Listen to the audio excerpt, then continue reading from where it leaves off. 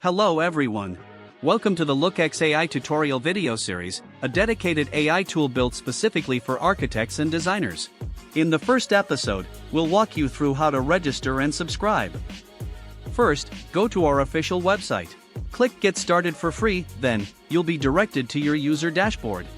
On the left sidebar, you can select the features you need. In the center, you'll find our recommended tools and models. And all platform updates appear at the top of the page. Scroll down, you'll see projects shared by other users. Click on any project that interests you. You can find all the related details such as prompts, models, reference images, and comments from the community. Now, let's get started with login. You can either sign in directly with your Google account, or use your email and password. To register, click Sign Up. After entering your email and password, you'll receive a verification code via email. Enter the code to complete registration. Once you've registered and logged in, you'll receive 100 free X credits, which is our platform's currency for computational power. Generating one image costs 1 X credit.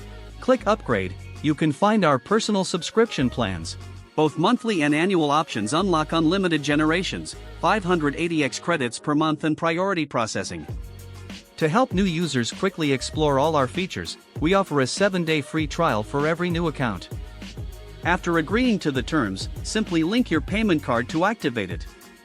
Please notice, if you don't cancel before the trial ends, your subscription will automatically renew with a charge.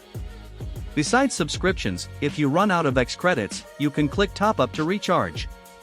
On this page, you'll also find sections for redemption, payment records, and X credit records. Now, let's return to the home page.